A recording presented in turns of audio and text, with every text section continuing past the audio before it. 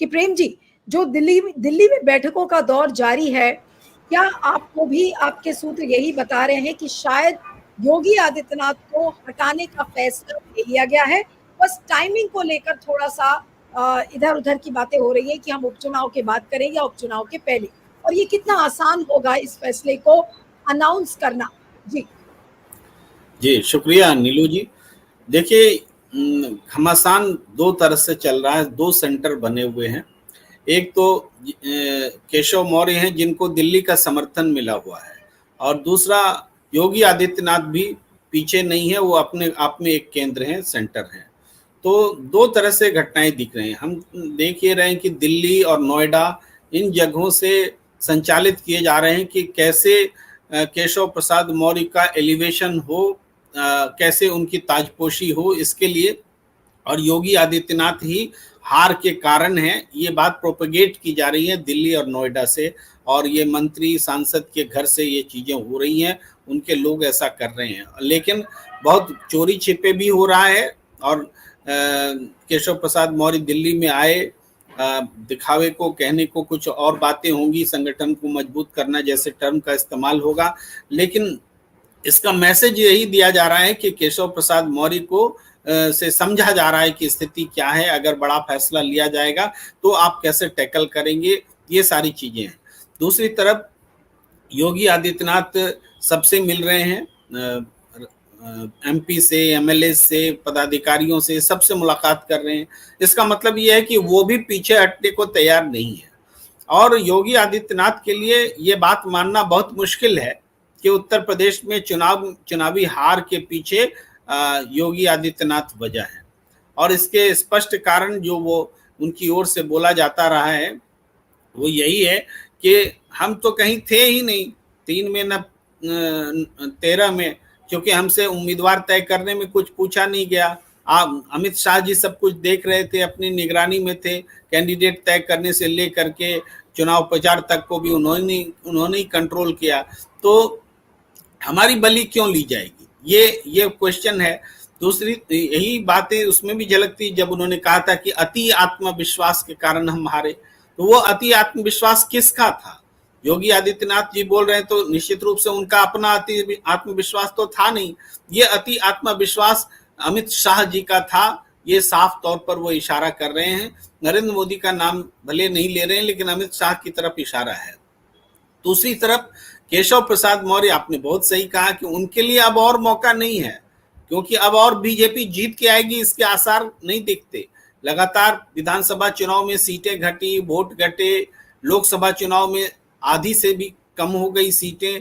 तो अब जब विधानसभा चुनाव होने वाला है, होगा जब भी, तो इससे पहले तो 10 सीटों पर उपचुनाव होना है। इन उपचुनाव में भी बीजेपी जीत के दिखा दे तो एक उम्मीद की किरण जगेगी कि शायद वो उन्होंने संभाल लिया है, लेकिन इसके भी आसार नहीं है। अगर ये उपचुनाव भी बीजेपी हार जाती है तो फिर अब बीजेपी के लिए उत्तर प्रदेश हाथ से निकल चुका समझिए, और ये निकल चुका है, इस बात को सब महसूस कर रहे हैं। इसीलिए केशव प्रसाद मौर्य पहला और आखिरी मौका सोच करके वो अपने आप को मुख्यमंत्री बनाना चाहते हैं, और इसके लिए दिल्ली, चूंकि उनके लिए भी अनुकूल है कि उत्तर प्रदेश की हार का ठीकरा नरेंद्र मोदी और अमित शाह पर न जाए, तो वो योगी के खिलाफ हो गई लगती है। अब है कि ऐसा करने से क्या ऐसा कर पाएगा नेतृत्व, इसके आसार पूरे लग रहे हैं कि वो करने के लिए तत्पर है, बेचैन है, लेकिन ऐसा कर पाएगा ये बहुत मुश्किल है, क्योंकि योगी आदित्यनाथ नाथ संप्रदाय के प्रमुख है, पूरे देश में उनको मानने वाले लोग हैं। ऐसे भी धार्मिक मुद्दे पर बीजेपी बहुत आक्रामकता झेल रही है, शंकराचार्य उनके खिलाफ बोल रहे हैं, अयोध्या में उनकी हार हुई है, केदारनाथ में सोना चोरी का मामला उठ चुका है, केदारनाथ में भी बाई इलेक्शन होने वाले हैं।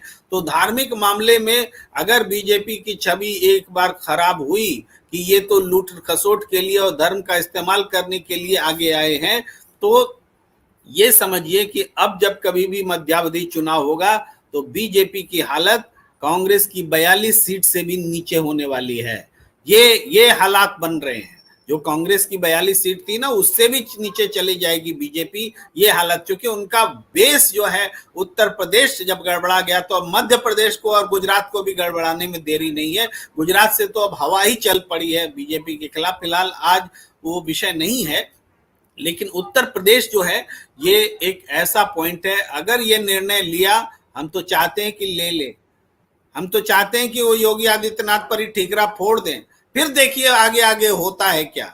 ये यहीं पर मैं अपनी बात खत्म करता हूँ। प्रेम जी, अब आती हूँ आपके पास कि बहुत संक्षेप में कि आपको क्या लग रहा है कि योगी जी का भविष्य क्या होने वाला है? वो अपना भविष्य संवार लेंगे या फिर एक तरीके से मोदी और शाह की का ही खेल अब खत्म हो जाएगा अगर उन्होंने मोदी के साथ कुछ भी किया, सॉरी योगी के साथ कुछ भी किया तो? जी प्रेम जी।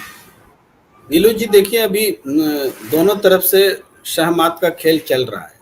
अभी जो आपने खबर बताई कि दर्शक ऐसा लिख रहे हैं केशव प्रसाद मौर्य को लेकर के, वो दरअसल एक योगी खेमे का प्रोपेगेंडा है। जो प्रोपेगेंडा केशव प्रसाद और दिल्ली से खेला जा रहा है कि योगी अब हटेगी तब हटे, और पूरी चर्चा बनी हुई है कि योगी हटे, जबकि इसकी जरूरत नहीं होनी चाहिए थी। लेकिन ये प्रोपेगेंडा चूंकि अपनी पार्टी से उठा है, इसीलिए चर्चा हो रही है। और दूसरी तरफ केशव प्रसाद अखिलेश यादव के साथ मिल जा सकते हैं, ये भी प्रोपेगेंडा योगी आदित्यनाथ के खेमे का है, जो कि आक्रामक खेल रहे हैं और अपनी सुरक्षा के लिए ये प्रोपेगेंडा चल रहा है। तो ये दोनों लड़ाई चल रही है, इसमें गैस करने वाली बात अभी नहीं होनी चाहिए। अभी तो इस लड़ाई का आनंद लेने का समय है कि जो ऑटोक्रेसी सिस्टम चल रहा है, जो तानाशाही चल रही है, जो जिस तरीके से जनता को डिमीन किया गया, तो उसका दुष्परिणाम भुगतने का समय है। तो आनंद लेना है, अभी इधर हो जाए उधर हो जाए क्या है। अब देखिए योगी आदित्य, होता तो ये कि योगी आदित्यनाथ को आप बीजेपी का अध्यक्ष बना देते, बात खत्म हो जाती, आप मुख्यमंत्री से वो भी संतुष्ट हो जाते। लेकिन योगी आदित्यनाथ तो जेपी नड्डा है नहीं, रबर स्टाम्प है नहीं, तो फिर वो भी नहीं बनाना चाहते।